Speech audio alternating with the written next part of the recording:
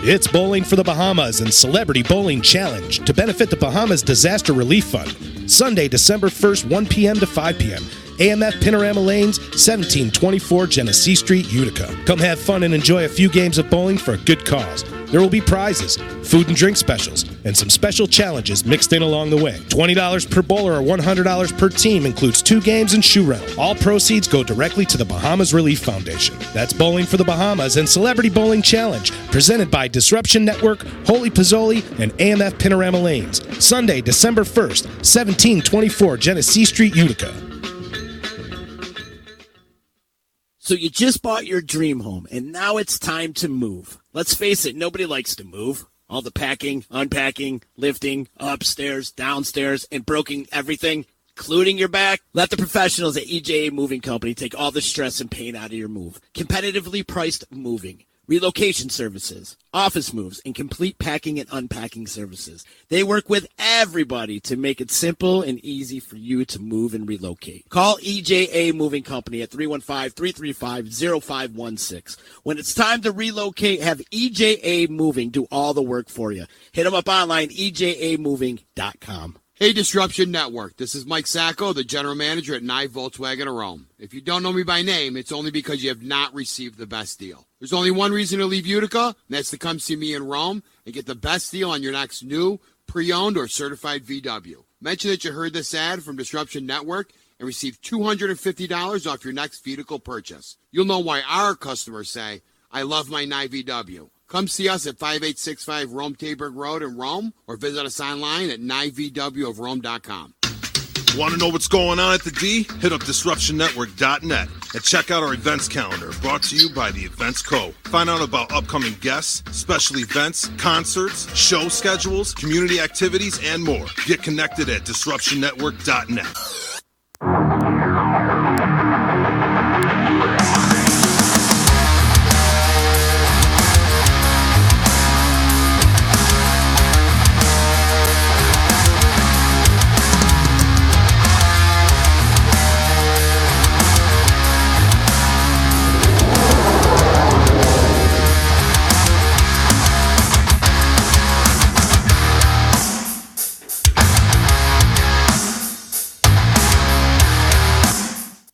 What is going on, everybody? Looking good out here in this audience here, right here. Welcome back one more time to 3 and Out, brought to you by MyGarageBar.com and, of course, Disruption Network. Nice. Yeah. Nailed it. Did you watch the show the other day? It was funny.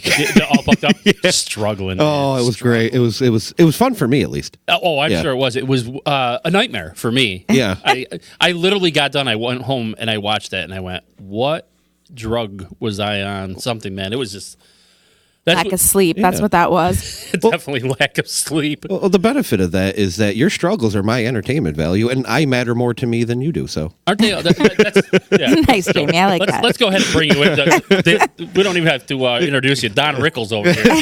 And there we go. There's the camera I'm looking for. Jamie Ostanet, what is going on, my friend? outside of picking on you, not much. Thank you. You're welcome. And you worked with us doing a little stagehand work this week. Yeah, that was a lot of fun, actually. I had zero expectation because I have never done that before, except for whatever stories that you and Moss and even Z to a smaller extent has told me. So right. I walked in there and it was like, great.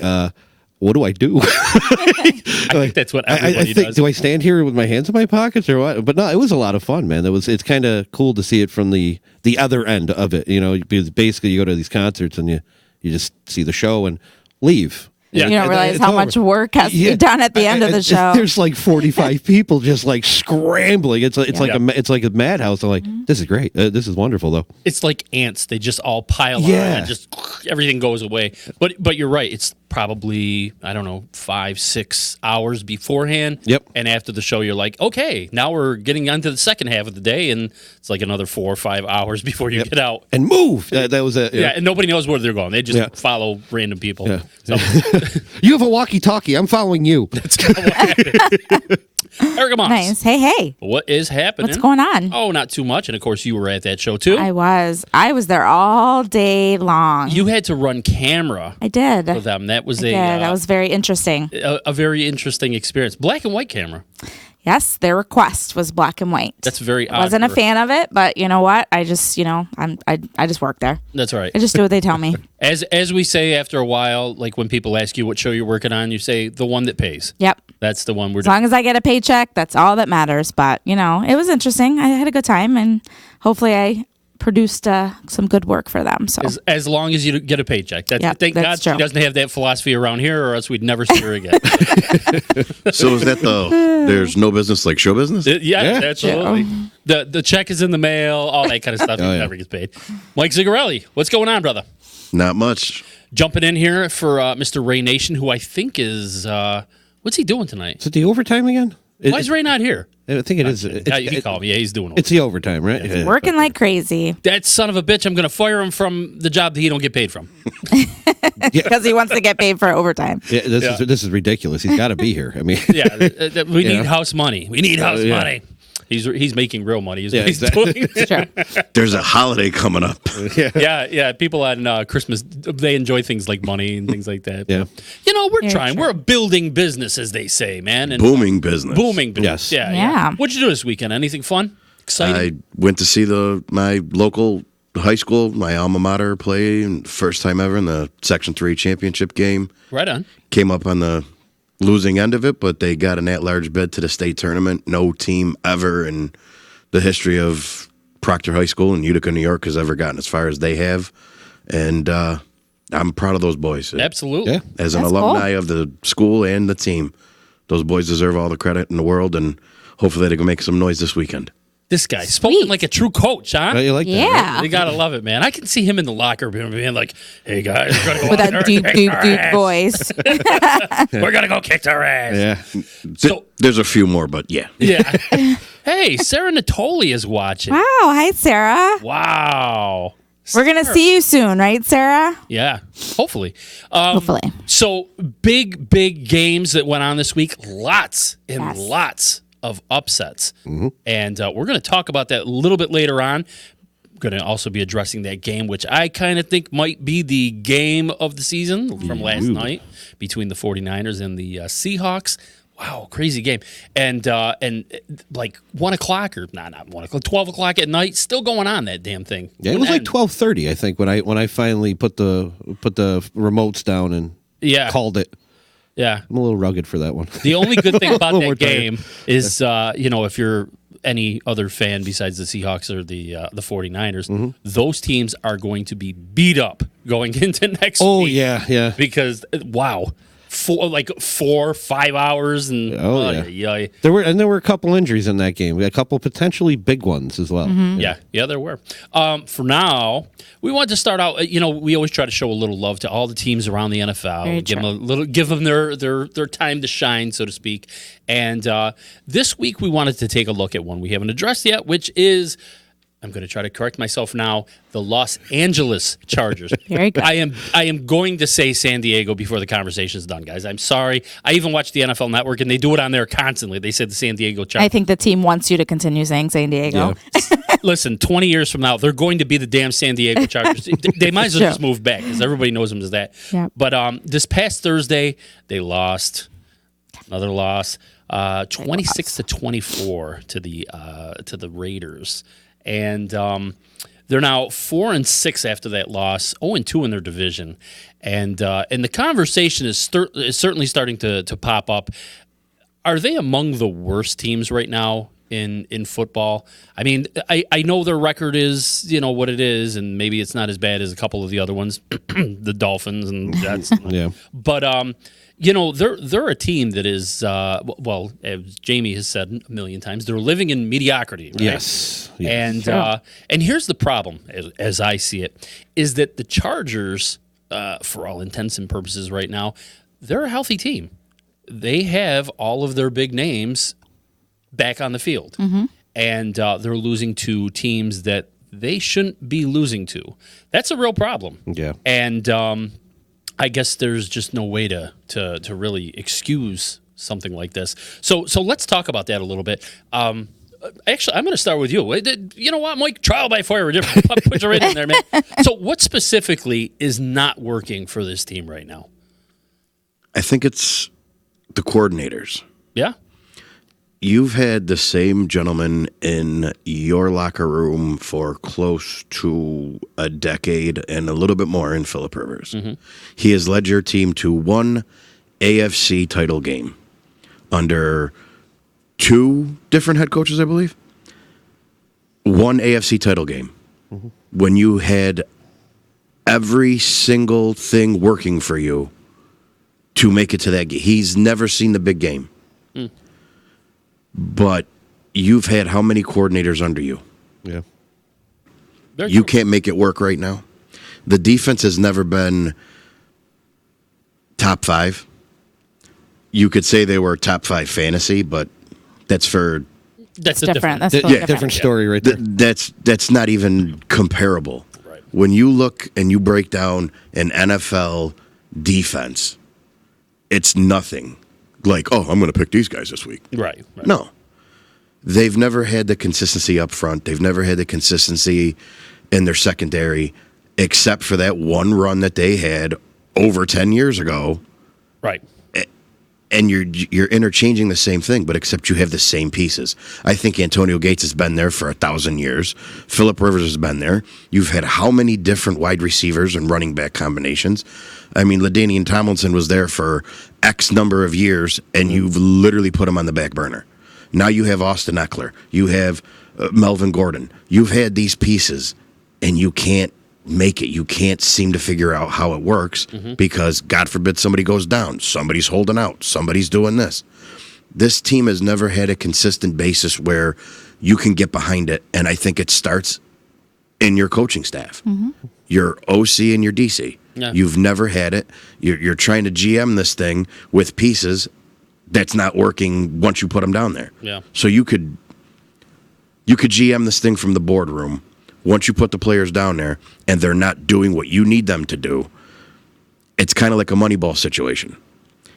I give you this running back and you don't use him the way I see as the GM, even though you're the head coach, it's not going to work for me. Yeah. Yeah. Well, Moss, let me jump to you. I mean, because Yeah, I mean, Mike nailed it on the head. The big thing is the consistency, and they just can't get it done. They start out so great, and they have so many playmakers on that team. They fall apart at the end of the game. Yeah. They have bad decision making, bad execution, and they just can't. They can't get the job done, and this has been going on for years. And I don't think anybody really has that true answer of why it is what it is. I don't even understand it, because you look at the team as a whole, and you're like, they should be winning every single game, and they come close to winning every single game. They just can't finish it. yeah, and I mean, we've said that before. Phillip Rivers is a very capable Absolutely. quarterback, and his numbers have been decent throughout his career. Absolutely. But again, he's one of those guys, I guess, kind of gets overlooked a lot of times. Nobody ever considers him to be like an elite quarterback. Well, But he's his leading the numbers- league right now in passing yards, and nobody would guess that. Yeah, and that's the thing. Once again, you're like, how are they failing? And and it comes back to that. Jamie. I'll elaborate just a little bit more, because these two are actually both hitting it with the consistency thing. But what hasn't been said yet, when it comes to a lack of consistency, you also then have that one play, that big moment play, and you could look at it from this past week where you're down 26-24 because of a missed extra point. That is prime time for your playmakers to come up and go down and just get a field goal. You really just have to put it together for half of a drive, really, not even a full drive. But you look at that, and a guy like Rivers, who is, yes, leading the league in passing yards, I don't think he completed a pass, and then throws an interception on top of that, and shot themselves in the foot. So that lack of inconsistent play is also setting this team up to where, when you need those players to actually step up, they're not there because they're just not used to playing at that efficient level anymore.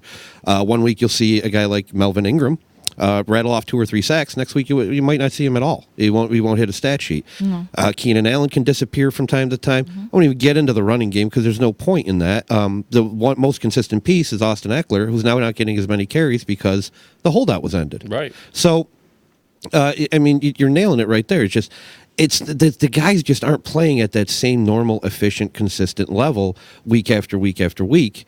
And the downfall with that is, when you have that, it's hard to get 53 guys cohesive week in and week out if you're not all playing efficiently throughout it. Yeah. And that's really what it is. It's not one person. It's 53.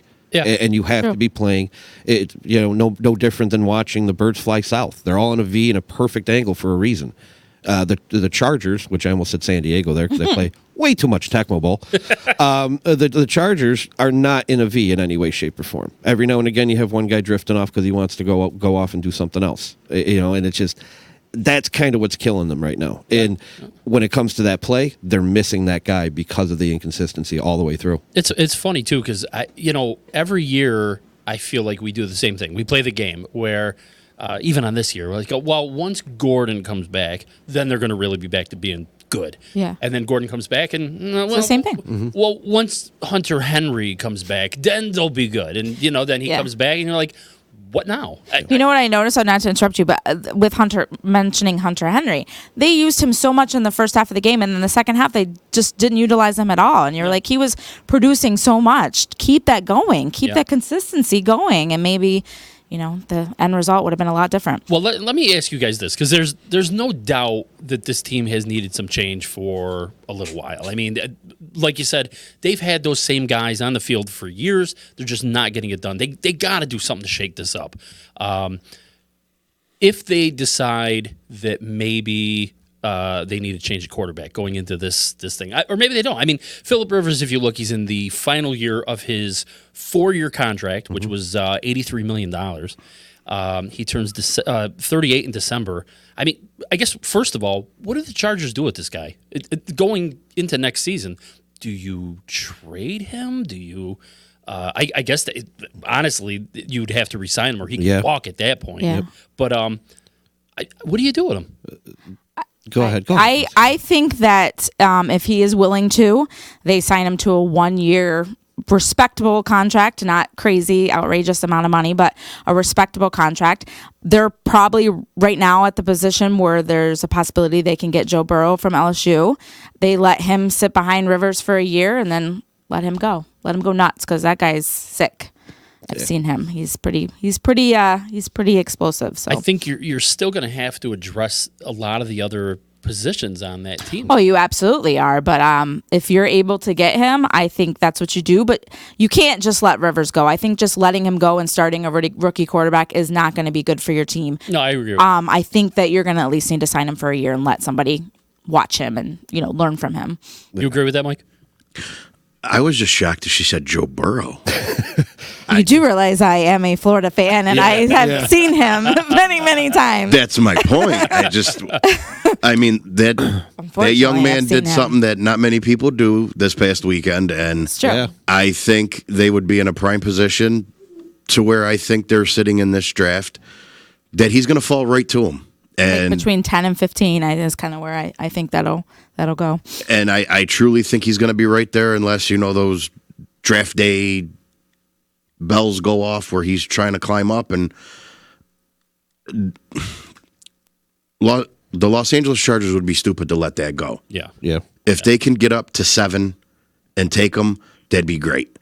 Because I think he'd fit in great there, especially if that 1-year contract is respectable enough for him to stay. It'd be great. But if they let him walk, he's going to be walking into a no-win situation, and the fans better realize that he's not going to do what he's doing now because there's nothing around him. Mm-hmm. Yeah. But a lot of the other stuff can be made up in free agency, and I think there's a couple talented wide receivers that want to come out there, especially knowing that he's either got one more year or they're going to be behind a rookie sensation that they're watching on Saturdays before they're playing on Sundays. Sure. Absolutely. Yeah, the beauty of this, I'm so happy that they started this way because this goes to a great point that other teams, and you two are fans of them, the Steelers and the Giants. We're all in the same situation. One made a huge mistake and one didn't. And I'll explain what I mean by that. I think Zig knows where I'm going. I know where you're going with that. Both of them have quarterbacks that are the same age as Phillip Rivers in Ben Roethlisberger and Eli Manning. Now, what the Steelers did in last year's draft was address their potential future by going after Mason Rudolph. Sure. We've talked about him at length. Is he good enough? Doesn't really matter. They're winning. Who cares? And they're playing well, and they built a little bit of a system with Mason Rudolph in case Roethlisberger got hurt in this year, or he's going to be gone. The Giants, on the other hand, failed because they waited and waited and waited. And even Eli started a few games this season and now just threw Daniel Jones into this. They went out and drafted some kid to do that. Now, I say that long-winded point for one reason. The Chargers absolutely failed in addressing this potential situation. He is in the final year of his contract. Yes, you probably have to sign him for a year because you have no other option anymore. There's nothing really out there that screams this is the right direction to go, unless you want to pull off what Denver did a few years ago when Peyton Manning retired. They didn't have a backup plan, and they've been swimming in quarterback hell for a few years. Very true. So, Swimming. Yeah, that's really what they've been doing. So what you do is you try to go back in time 2 years and get a potential replacement for Phillip Rivers. Since you can't do that, you're basically going to have a mini fire sale or go the 1 year with Phillip Rivers and hope you can keep it afloat for a year. I think they made a huge mistake though by not addressing this earlier though. Very interesting. Let's jump over. Let's talk about the running back situation because that's another thing that's going to come into play here. And I just gotta. I got a comment. Ray Nation jumping in there. He said, yo, I'm here in spirit. I love it. Hey, Ray. What's up, Ray? And I see Dave Bandage out there, too. What's going on? What's up, Dave? What's going on tonight? What's he say? Puerto Rican rum. Dave, you're our enemy this week. We'll talk about that later. Yes. But my question was about the running back situation. Obviously, Melvin Gordon, he was holding out there for that contract. I think he held out to week 5 came back? He came back week 5, yeah. And never actually got that contract that he was hoping for. Oh. And he's just kind of playing through that right now. And I'm assuming he's just kind of auditioning for another team here in the future. But is there any way that maybe they would consider bringing him back? Probably not so much, right? Tough answer on that one. I mean, he's got talent, so. But it's kind of hard to put a bad taste in a team's mouth and say it's okay and to re-sign him.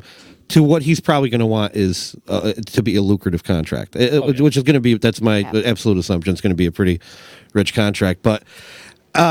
Going back there though, it's just too tough. I know they want him to, but that's kind of like a bridge that's been burnt. I think so.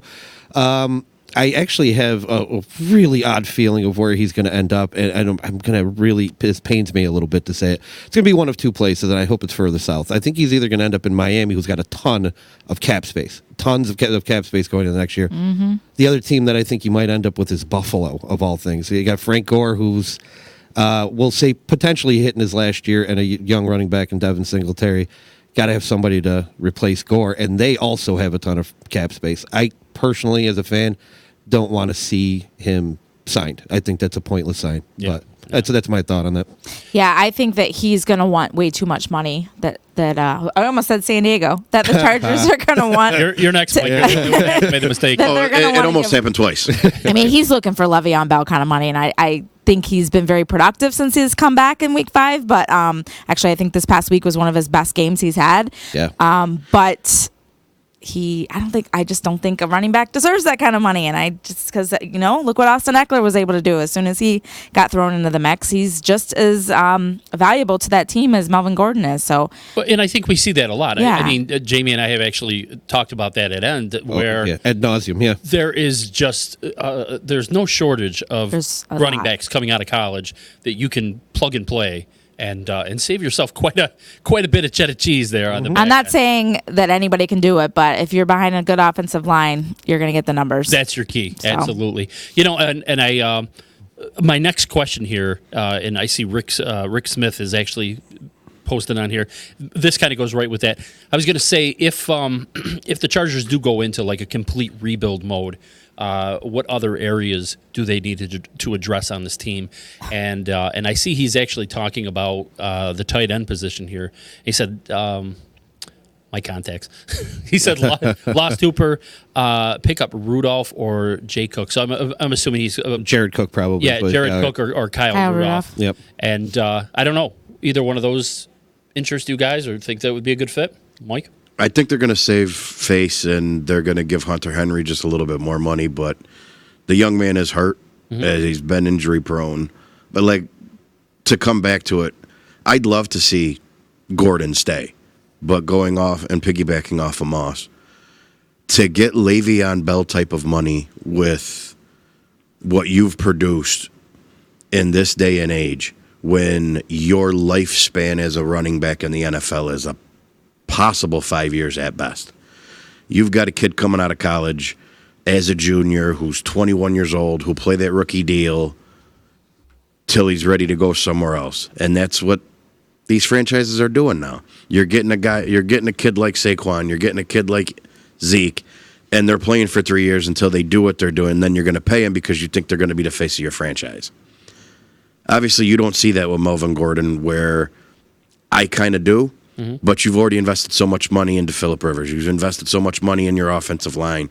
Your defense hasn't been played up there, but there's a lot of money there, and your cap is very, very limited. And the fire sale that Miami just went through right now to subsequently try to do this, he could end up going down there playing behind a QB, or they're going to go out and get another quarterback. Who knows? Their offensive line is still there, but they had a fire sale on that too to try to revamp wherever they're going. So who knows? I think their big thing they need to adjust is their offensive line, because they allowed Rivers to get sacked 5 times. They had a lot of injuries, and they specifically need to look at their offensive tackles. And that should be their focal point of the draft, on top of getting a quarterback. Yeah. Well, And to go with, since Rick asked the question about tight end. shoring up a tight end as far as it goes, he's not wrong. Because a guy like Henry, as Zig already alluded to, is pretty injury prone in his young career. He's very rarely on the field. It's got like a little bit of Tyler Eifert or Tyler Croft type of syndrome when he was with Cincinnati. They're both just never there. But he's talented. I would see if you're trying to address the tight end position, sure, go after a guy like Kyle Rudolph, but you can't lose Henry. Yeah, it's got a lot of teams are going more the 2 tight end set. You want at least one vertical guy, and then a better pass blocker at least. The Patriots in the past have used 2 vertical tight ends, and that seemed to really just decimate defenses. So I wouldn't mind seeing that. Moss has nailed the offensive line without a doubt. If you're looking on the other side of the ball, they're going to get better in the secondary by getting Derwin James back immediately, which the guy got hurt really late in preseason. He's out pretty much all season. That hit hard, without a doubt. If there's a bigger weakness on the defensive side of the ball, it's their linebacking core, I think, than anything. They got to shore that up a little bit better, because they can get gashed a little bit in the run game. A lot of that is your linebackers, especially your middle linebacker. They're missing gaps up there. Defensive line gets more than enough pass rush, so got to shore up that middle ground so they can come up and get that little extra press. Take those 5-yard carries down to 3, and that will help. That will help them out in the long run too. So those are like the 3 major areas, I would say. Yeah. Well, there you go. True. Wow. All There that it is, about the Chargers. I almost said it. All that about All of San that Diego. about the San Diego Chargers. I'm going to keep saying it because I cannot stop. Is it going to be the San London Diego- Chargers? That's the question, right? That will never happen. They No, will it won't. always be San Diego, because San Diego is a wonderful city. That's, And I got to tell you, you were talking about tight ends. Yeah. Using the 2 tight ends set.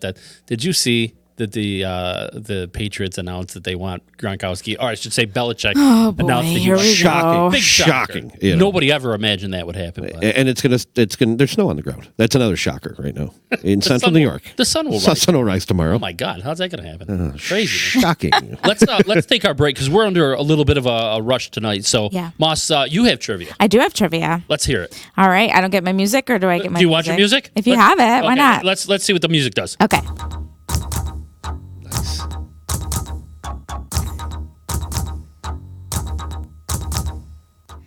All right, well, here we go with this week's Moss's Mindbender Trivia Question of the Week. We have a fantastic game this Thursday night with the Pittsburgh Steelers going up against the Cleveland Browns. So my question is, what Pittsburgh Steelers player holds the record for the team as a single season leading rusher with a total of 1,690 yards in one season? Again, what Pittsburgh Steelers player holds the record for the team as a single season leading rusher with a total of 1,690 yards in one season? I know. We're going to find out that answer right after the break. Don't go anywhere. We'll be right back.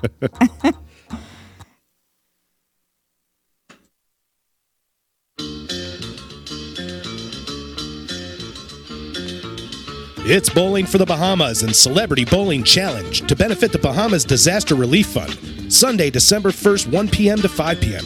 AMF Panorama Lanes, 1724 Genesee Street, Utica. Come have fun and enjoy a few games of bowling for a good cause. There will be prizes, food and drink specials, and some special challenges mixed in along the way. $20 per bowler or $100 per team includes 2 games and shoe rental. All proceeds go directly to the Bahamas Relief Foundation. That's Bowling for the Bahamas and Celebrity Bowling Challenge, presented by Disruption Network, Holy Pozzoli, and AMF Panorama Lanes. Sunday, December 1st, 1724 Genesee Street, Utica.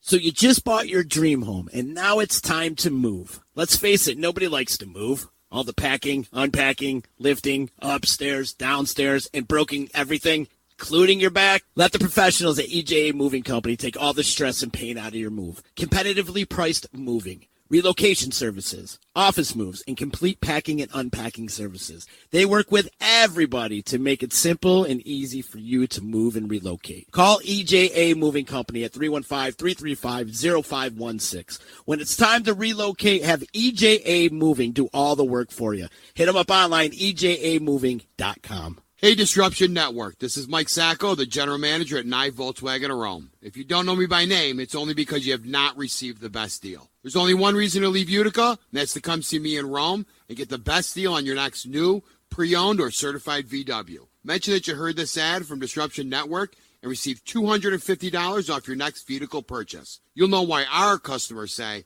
I love my Nye VW. Come see us at 5865 Rome Taberg Road in Rome, or visit us online at nyvwofrome.com. Want to know what's going on at the D? Hit up DisruptionNetwork.net and check out our events calendar, brought to you by the Events Co. Find out about upcoming guests, special events, concerts, show schedules, community activities, and more. Get connected at DisruptionNetwork.net.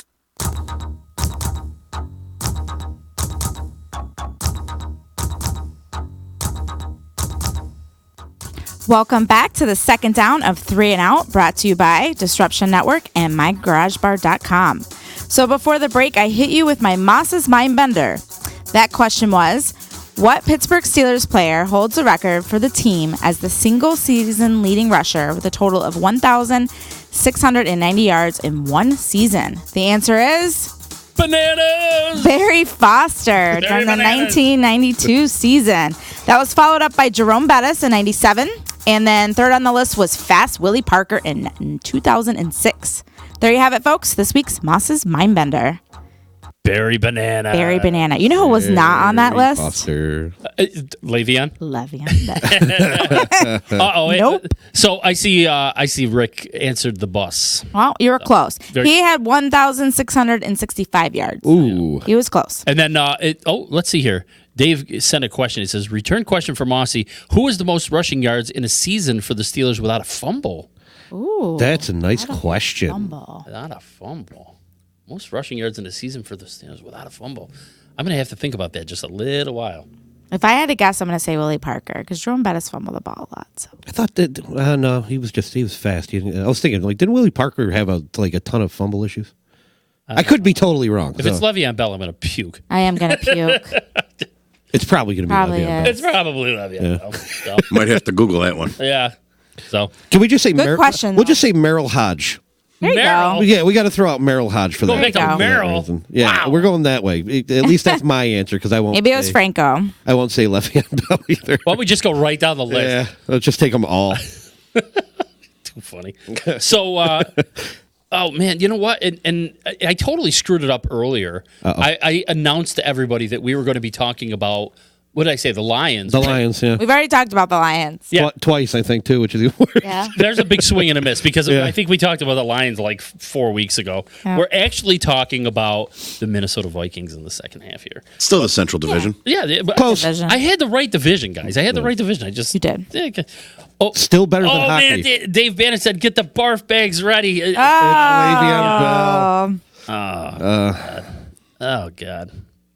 Oh, well. You feeling Show's better all now? done. Can we talk? That wasn't my question, Dave. That wasn't my question for a reason. Can we talk about Minnesota now so we can all move on and be happy? Yeah. Hey, listen, I have to announce that I lost money You did. betting against the Browns this week, You did. and I'm sure Dave is going to be happy to hear that. Also, it's your fault that that the Bills lost.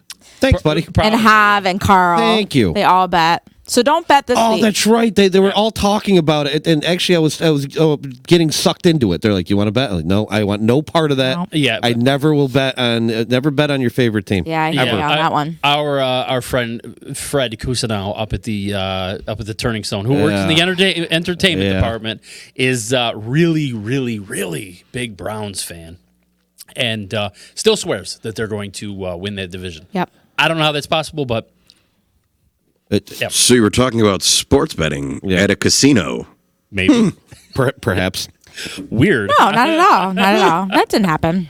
See what No. happens when we're supposed to be working on shows? We're making bets. Yeah. Talking football. Oh man. So let's see here. We're talking about the Vikings, and they pulled off a hell of a win. Yes. A primetime win, I should say. Sunday night, beating the Dallas Cowboys 28-24 in a game that Brian Allen still doesn't believe happened. And he came over the other day. He's like, they didn't lose that game. I don't know. He was going off. He was losing it. Oh, boy. But I guess we should start off by talking about the obvious, and that is what impressed you most about that victory. Moss, I'm going to go with you first. Well, right off the bat, Kyle Rudolph with his incredible one-handed catch in the end zone in the very beginning of the game that kind of started off this whole craziness with the Vikings. It wasn't even just the catch. It was the fact that he was able to keep his feet in bounds while he caught it one-handed. It was pretty impressive. And I have to tell you, I think that might go down, at least up until now, as probably the best catch so far this season by any team or any player. I know Kirk Cousins, he didn't have the best game of his career, but he did what he had to do and he won the game. So that's really what it comes down to. And he was able to do it without Adam Thielen. So that's kind of impressive. Very true. Yeah, I'll agree with that. I don't have a player, not one player on the Vikings that gave it to me because it's a team thing that I have for this. It's the damn grit that they showed to beat this one out, to slug it out, really. I mean, that was a hell of a game. It really was a great game, especially to start the week, start the night game, I guess you could say. Right. Going into Monday with that, another one that we were talking about earlier, we alluded to. Those are back-to-back games were fantastic. You know that the NFL was loving it. They were just eating it all up because they made sure I slept for shit those last 2 nights. Even Thursday night's game was a good game. Thursday's was very good, yes. But weekend football. The one, it was a great weekend, actually. A lot of great games. But that's the thing that we did see most of the weekend is very tight games that were played by, we'll say, relatively evenly matched teams for the most part.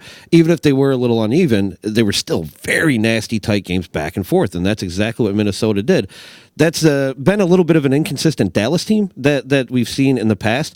That wasn't the inconsistent form of Dallas, though. Dallas played pretty damn well. Yeah, they did. So for Minnesota to hang on, to go back and forth and trade blows with them, that showed a lot of toughness. Just mental and physical toughness flat out from the entire Minnesota Viking roster, from coaches on down.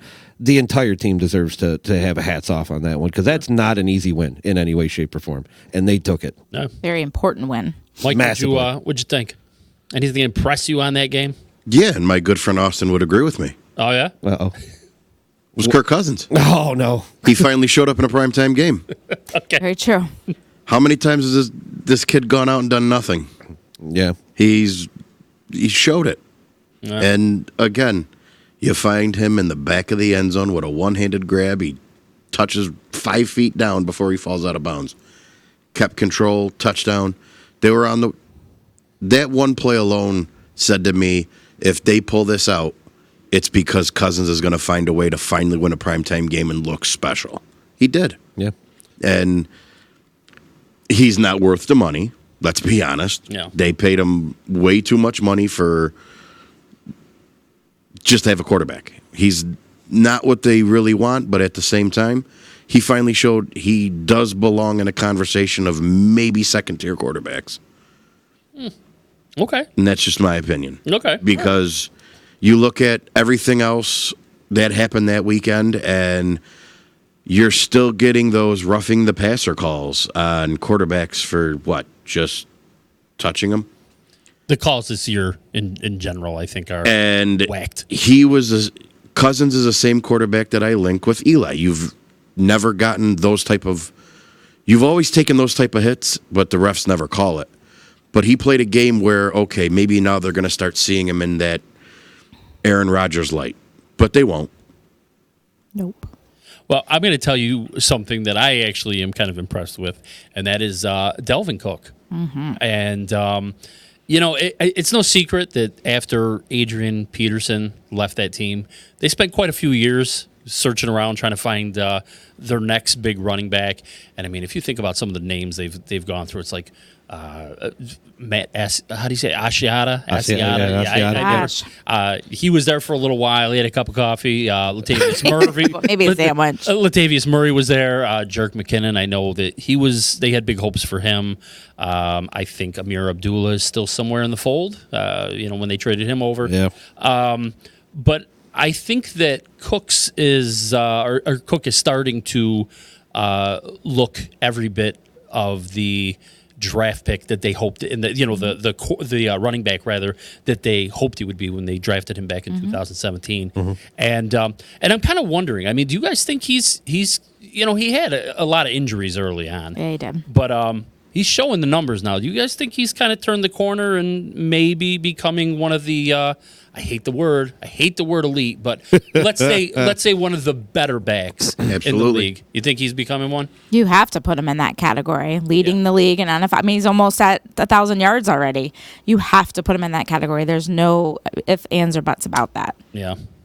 You know what's funny is I would have put him in that category in 2017 because when he got his first carry, right off the bat, you saw something out of him. You saw something special out of him. And it seemed like a good marriage to be in Minnesota with the line that they were putting together, the offense that they put together. He seemed to just come right into stride, and then that knee injury really derailed him. Yep. So, but he looked every bit the part of one of the better backs in the NFL right out of the gate, and it was just like, just get him some more touches, get him some more time, and he will absolutely be among the best. I just, for the love of God, really hope that he doesn't pull what we've seen over the last few years with other running backs.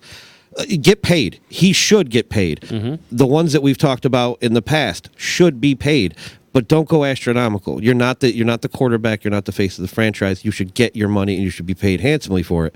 But you should not be. Do not go extreme. Do not become an extremist. Don't ask for 17 mil. All drama and doing all that craziness. Yeah, don't hold out. Don't sit on the bench. Don't do this and make this like huge Instagram or Twitter or whatever type of drama that you got going.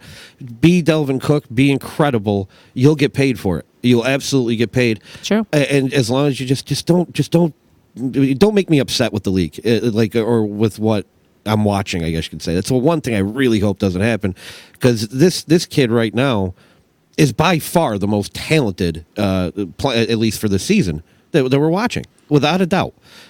He's been the most consistent on top of that. Yeah. And it shows by almost having 1,000 yards through. Yeah. For 9 games, excuse me. Yeah, I mean, you think about that, and some of the players that they got on this team, you forget how good they are. Look at Thielen, and obviously Thielen didn't even play this game. Mm-mm. Yeah, he's out, and so the bulk of that load is on Stephon Diggs, which you look back and those two work in tandem for a reason. It's because you have to worry about both.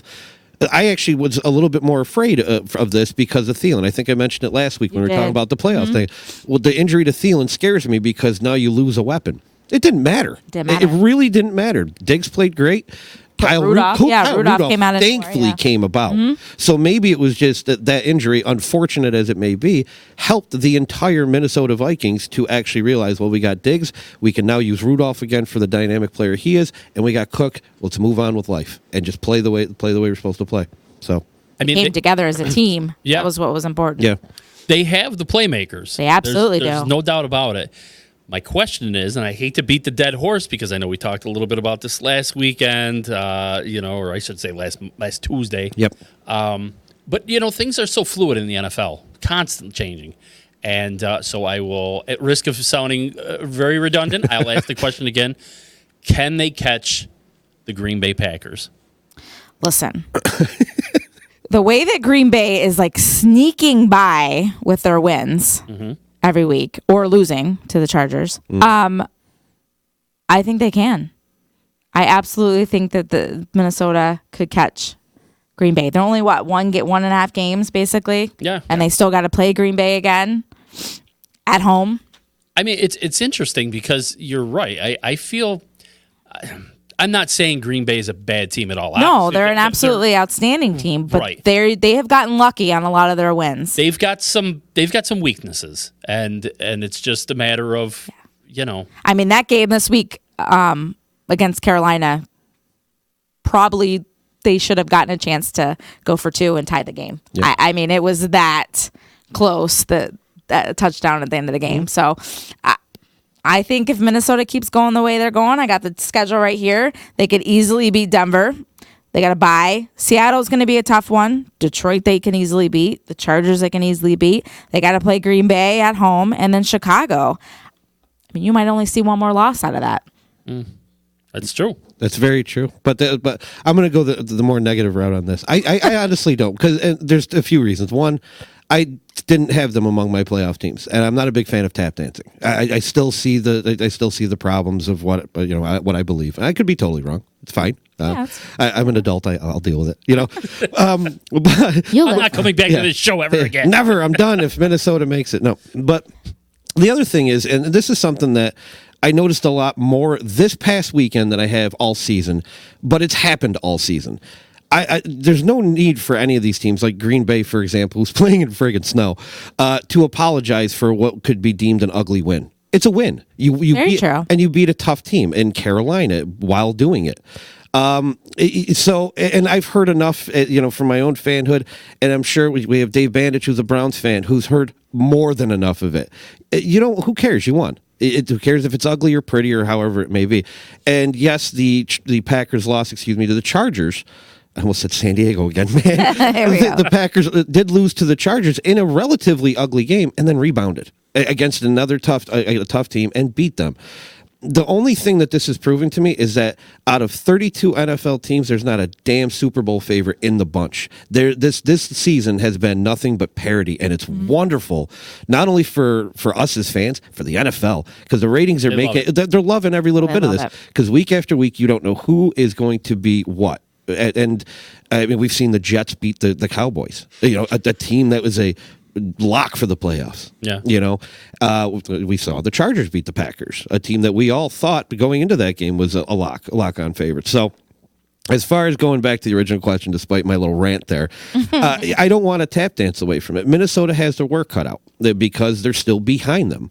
And yes, they do have a game, but Moss nails the schedule. But again, the way the season is played out, I cannot say of these 6 games they will be 5-1. I can't predict that in any way, shape, or form. It's any given Sunday, exactly, or Thursday, or Monday. I'm going to stick to the fact that they will not catch Green Bay just because I said it last week. All right, okay.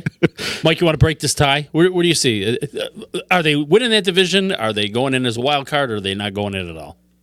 They're going in. I just don't know if they're going to overtake the division.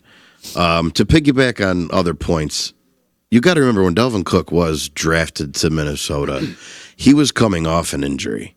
He ran in college on I believe, partially torn or semi-inflamed hamstring and was still putting up over 1,000 yards.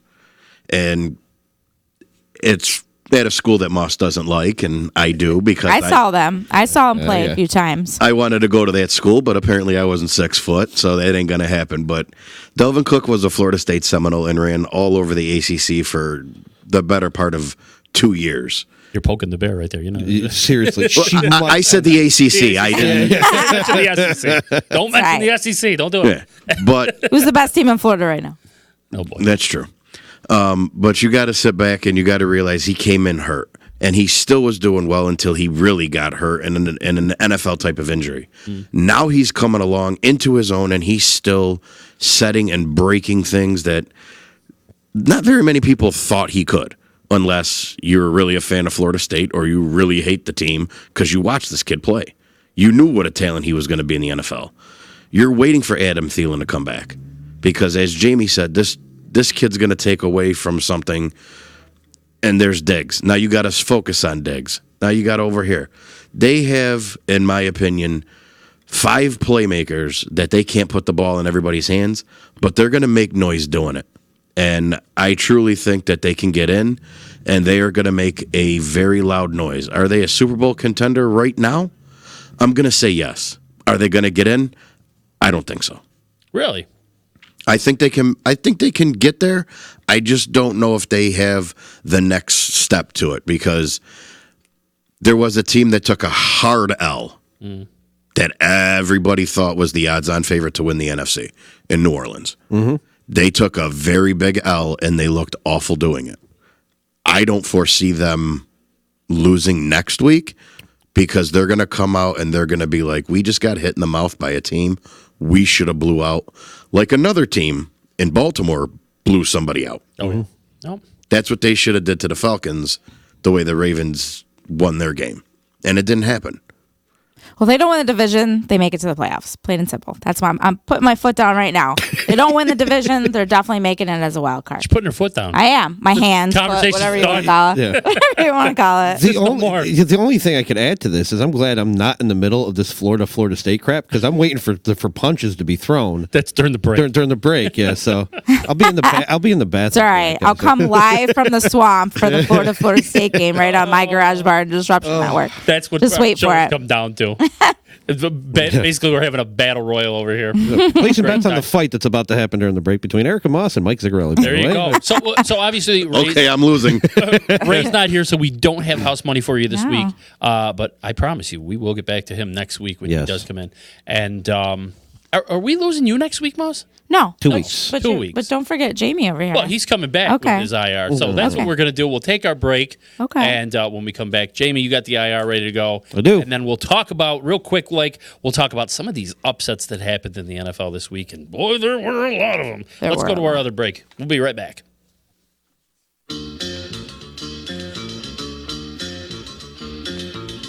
It's Bowling for the Bahamas and Celebrity Bowling Challenge to benefit the Bahamas Disaster Relief Fund.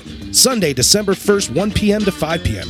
AMF Panorama Lanes, 1724 Genesee Street, Utica. Come have fun and enjoy a few games of bowling for a good cause. There will be prizes, food and drink specials, and some special challenges mixed in along the way. $20 per bowler or $100 per team includes 2 games and shoe rental. All proceeds go directly to the Bahamas Relief Foundation. That's Bowling for the Bahamas and Celebrity Bowling Challenge, presented by Disruption Network, Holy Pozzoli, and AMF Panorama Lanes. Sunday, December 1st, 1724 Genesee Street, Utica.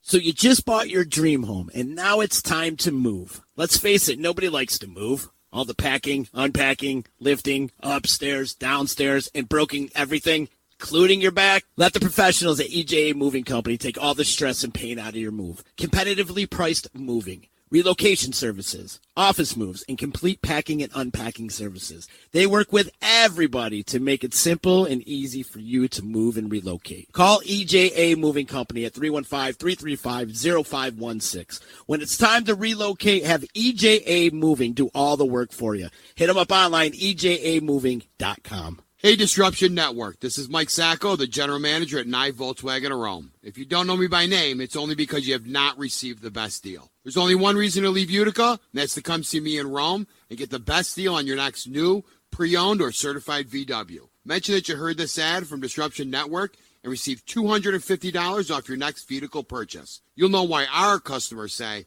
I love my Nye VW. Come see us at 5865 Rome Taberg Road in Rome, or visit us online at nyvwofrome.com. Want to know what's going on at the D? Hit up DisruptionNetwork.net and check out our events calendar, brought to you by the Events Co. Find out about upcoming guests, special events, concerts, show schedules, community activities, and more. Get connected at DisruptionNetwork.net.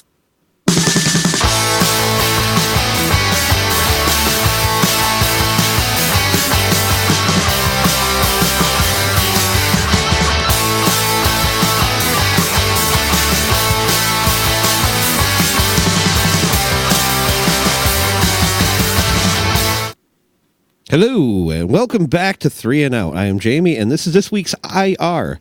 We're doing this in memory of the missing Ray Nation today, who last week admitted to me that I overlooked an injury that has been going on all season, but the poor gentleman in Cam Newton was put on IR last week with the Lisfranc injury, which is a very bizarre injury. Now, to give you a little bit of a background on it, it's named after a French surgeon from way back when who actually first diagnosed the Lisfranc complex, and it is a foot injury. Now, the hind foot, which makes up your heel, and most of your ankle bones is not terribly affected in a Liz Frank injury. And the forefoot, which is your toes and the base of what is called your metatarsals, or the very end of your base of your foot, are also not usually involved. It's the midfoot. So the metatarsals, the base of your foot, there's ligaments that hold them to the tarsal bones behind them, like your heel, for example, and some of your ankle bones. Now, what happens in this injury, it could happen a number of ways, and oddly enough, usually masks the same way as an ankle sprain would. The same symptoms, same everything, usually the same outcome of injury and same I guess, prognosis for the most part, with a few little subtle and horrible differences. Now, first off, you can do it by just flat out rolling your ankle in a certain way and having somebody land on it.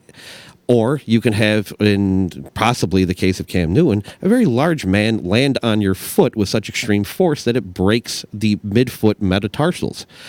In the case of Cam Newton, it's fairly difficult to tell because the injury happened so early that they diagnosed it as, like I said before, a sprain.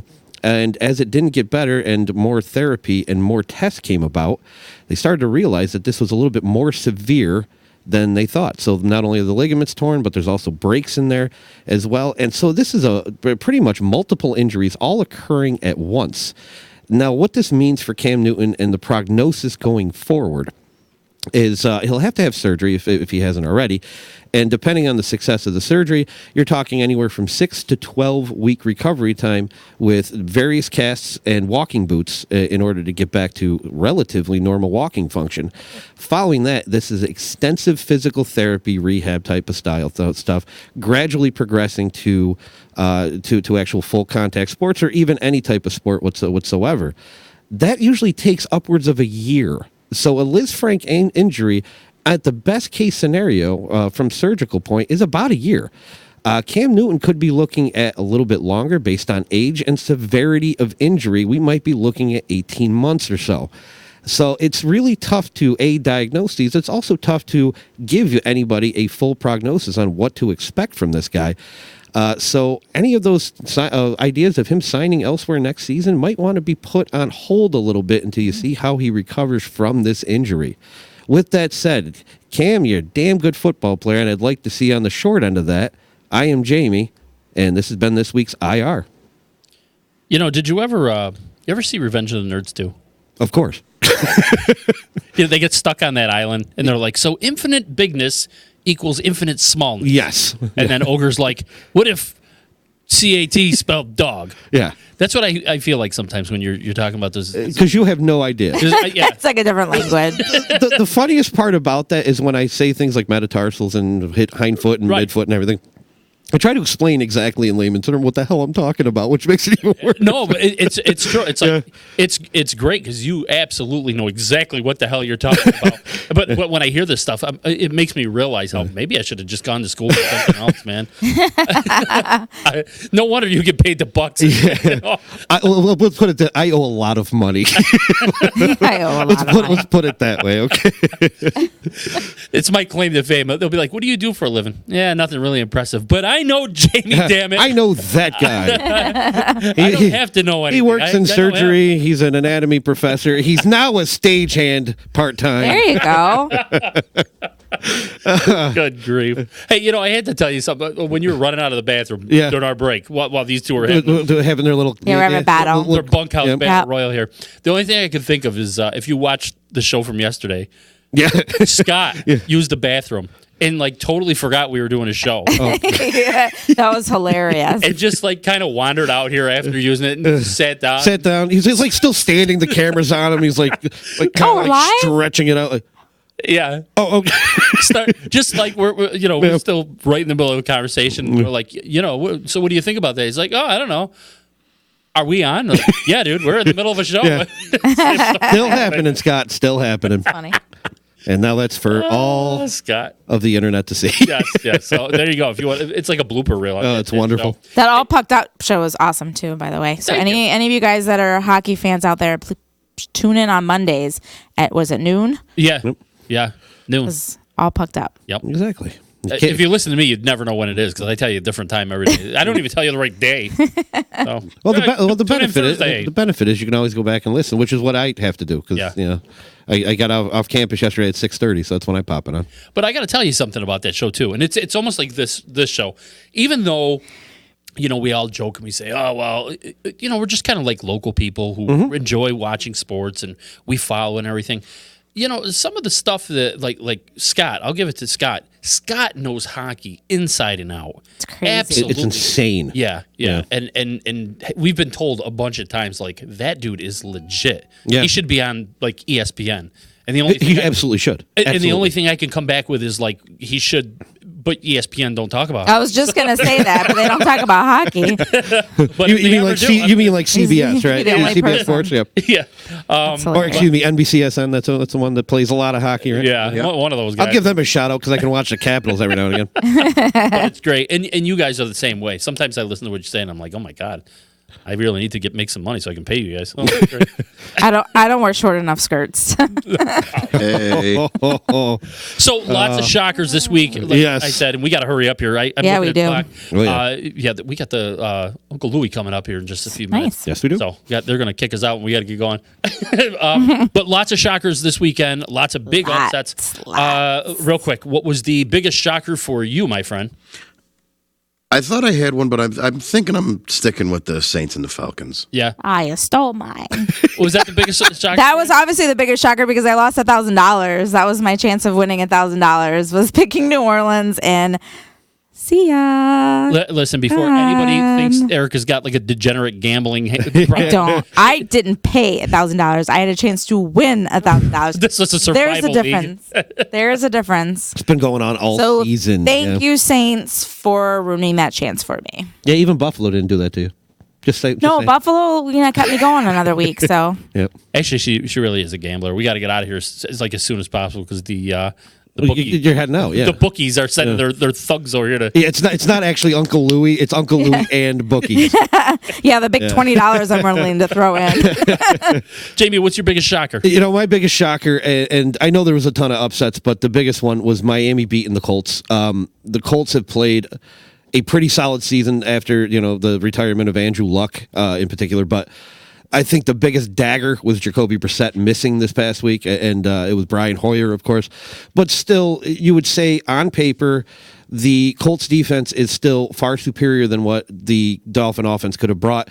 And sure, they kept the score low, but they still didn't keep it manageable enough to actually come out with the victory, lose 16-12. Mm-hmm. That was a big shocker on that one. Regardless, the Saints game, I thought, with the Falcons and everything, Falcons still have a ton of talent. Yeah, they do. They're not a bad team, but I went with that just because the Dolphins have been a punching bag.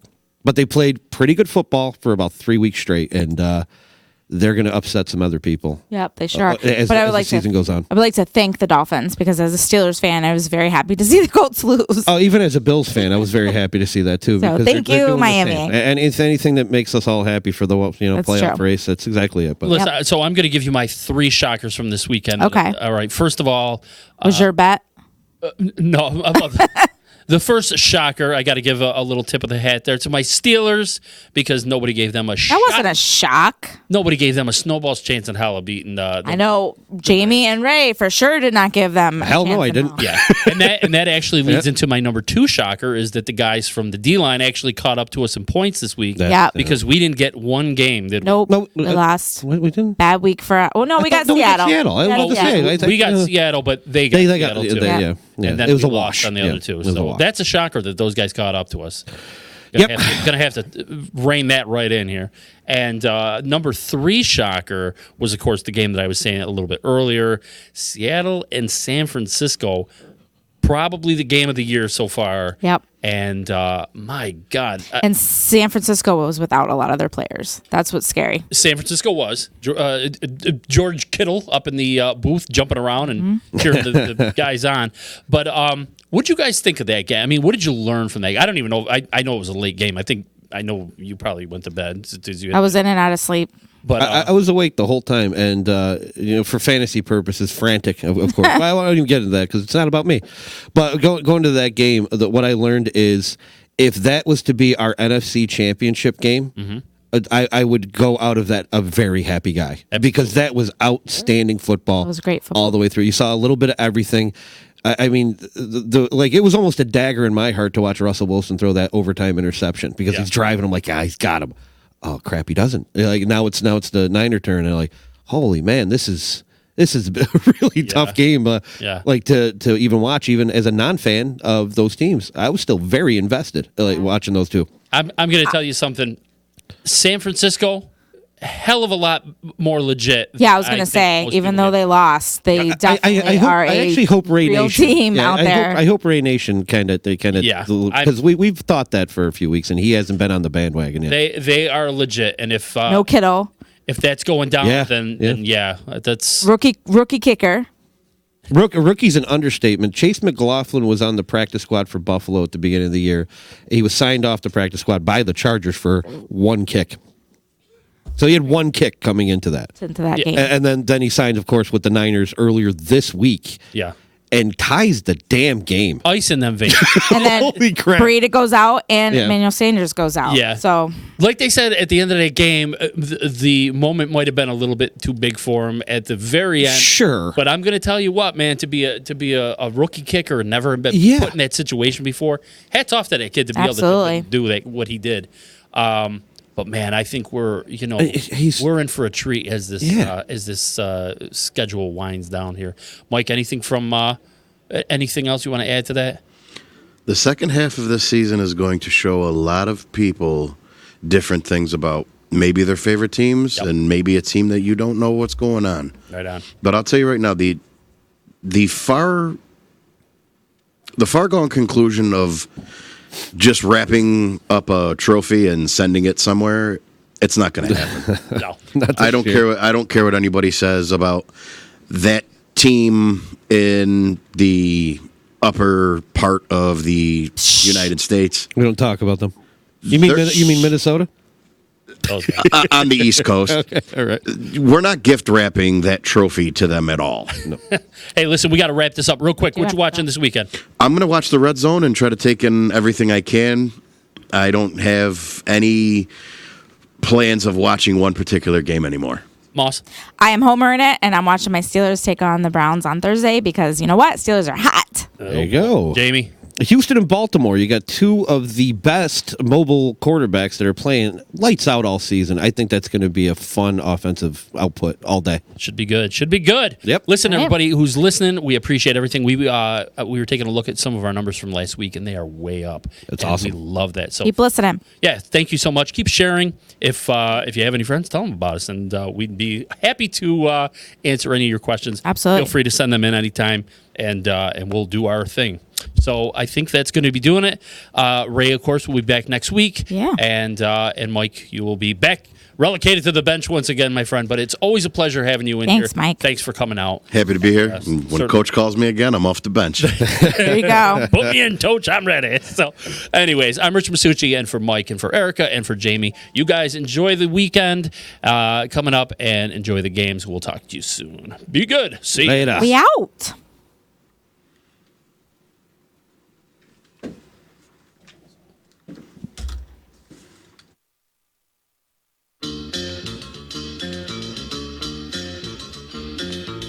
It's Bowling for the Bahamas and Celebrity Bowling Challenge to benefit the Bahamas Disaster Relief Fund. Sunday, December 1st, 1 p.m. to 5 p.m. AMF Panorama Lanes, 1724 Genesee Street, Utica. Come have fun and enjoy a few games of bowling for a good cause. There will be prizes, food and drink specials, and some special challenges mixed in along the way. $20 per bowler or $100 per team includes 2 games and shoe rental. All proceeds go directly to the Bahamas Relief Foundation. That's Bowling for the Bahamas and Celebrity Bowling Challenge, presented by Disruption Network, Holy Pozzoli, and AMF Panorama Lanes. Sunday, December 1st, 1724 Genesee Street, Utica. So you just bought your dream home, and now it's time to move. Let's face it, nobody likes to move. All the packing, unpacking, lifting, upstairs, downstairs, and broking everything, including your back. Let the professionals at EJA Moving Company take all the stress and pain out of your move. Competitively priced moving. relocation services, office moves, and complete packing and unpacking services. They work with everybody to make it simple and easy for you to move and relocate. Call EJA Moving Company at 315-335-0516. When it's time to relocate, have EJA Moving do all the work for you. Hit them up online, ejamoving.com. Hey, Disruption Network. This is Mike Sacco, the general manager at Nye Volkswagen of Rome. If you don't know me by name, it's only because you have not received the best deal. There's only one reason to leave Utica, and that's to come see me in Rome and get the best deal on your next new, pre-owned, or certified VW. Mention that you heard this ad from Disruption Network and receive $250 off your next vehicle purchase. You'll know why our customers say, I love my Nye VW. Come see us at 5865 Rome Taberg Road in Rome or visit us online at NyeVWofRome.com. Want to know what's going on at the D? Hit up DisruptionNetwork.net and check out our events calendar brought to you by the Events Co. Find out about upcoming guests, special events, concerts, show schedules, community activities, and more. Get connected at DisruptionNetwork.net.